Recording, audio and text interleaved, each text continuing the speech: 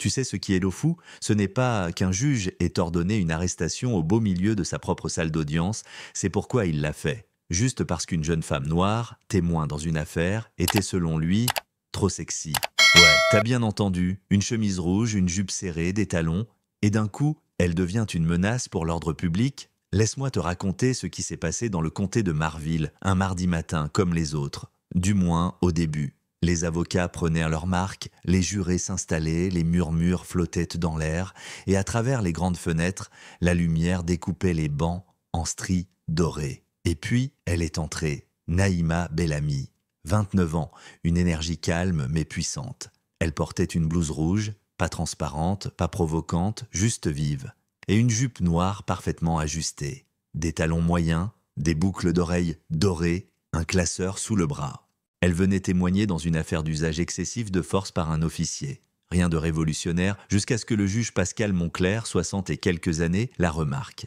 Il n'a rien dit au début. Il l'a juste regardée, longtemps, trop longtemps. Un de ces regards où tu sens que ça va dégénérer. Et dès qu'elle s'est assise au premier rang, à peine 2 minutes après l'ouverture de la séance, il tape de son marteau. Clac! Et lance d'un ton sec. « Mademoiselle Bellamy, levez-vous !» Silence dans la salle. Elle se lève un peu surprise, mais digne. Et là, il balance « Votre tenue est totalement inappropriée pour une salle d'audience. Vous perturbez la concentration. Bélif, veuillez l'évacuer immédiatement. » Personne n'a compris. Même les avocats se sont figés. On aurait dit qu'un script venait de dérailler. Et tu sais ce qui est le pire? Le gardien s'est avancé, lentement, comme s'il n'était même pas sûr de ce qu'il faisait.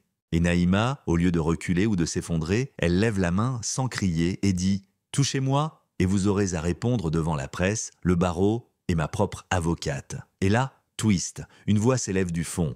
Elle est mon témoin, et sa tenue respecte toutes les normes du tribunal. C'était Élise Darmon, connue pour ses dossiers anti-discrimination toujours discrète mais redoutable. Elle s'est levée comme un volcan qui se réveille après 10 ans de silence. Votre honneur, si vous pensez qu'un chemisier rouge est une menace, c'est votre autorité qu'il faut remettre en question, pas sa garde-robe. La salle a basculé, un murmure s'est répandu, des jurés baissaient les yeux, des journalistes commençaient à filmer discrètement. Le juge Monclerc est devenu rouge, mais pas d'émotion, de colère. Il tape une nouvelle fois plus fort. Cette cour exige le respect de ses règles. Et Élise, impassible, alors commencez par les appliquer à vous-même. Clac, silence.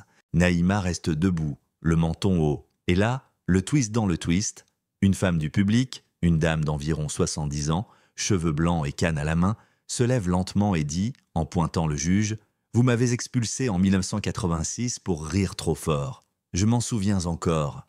Il est temps que quelqu'un vous arrête. » Personne ne respirait. Le juge tente un dernier sursaut d'autorité. « Je déclare ce témoin en outrage à magistrat. » Et là, Élise lève une main, sort un papier de son dossier et dit calmement « Voici une demande de récusation officielle pour comportement discriminatoire. Signée et prête à être déposée. » Et soudain, tout se renverse. Le greffier, hésitant, regarde la salle, puis la remet à la juge suppléante présente dans le coin. Et cette dernière, une femme afro-caribéenne qu'on n'avait pas remarquée jusqu'ici, prend le document, le lit et dit « Je prends la présidence provisoire de l'audience. » Le juge Monclerc est suspendu jusqu'à nouvel ordre. Bam! Le marteau tombe, mais cette fois, pas entre les mains de Monclerc. Et tu sais ce qui est encore plus fort? Personne n'a crié, personne n'a applaudi. Juste un silence lourd, dense, qui disait « Enfin ».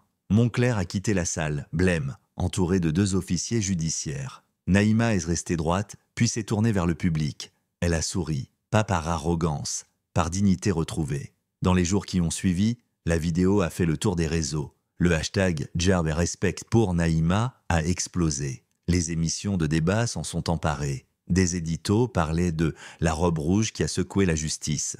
Des juges ont commencé à réviser leurs politiques internes. Et Naïma, elle a été invitée à donner une conférence à l'école de droit de la Sorbonne sur l'égalité face à la parole.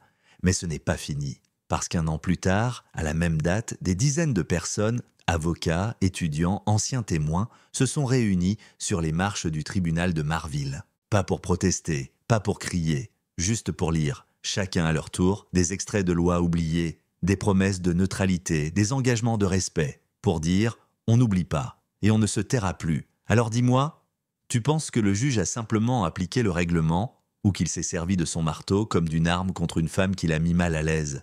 Est-ce qu'un vêtement peut justifier une humiliation publique ou est-ce que c'est juste le prétexte d'un pouvoir en perte de contrôle? Partage ton avis dans les commentaires, parce que ce genre d'histoire, ce n'est pas juste une anecdote, c'est un miroir. Et tôt ou tard, on est tous forcés d'y regarder.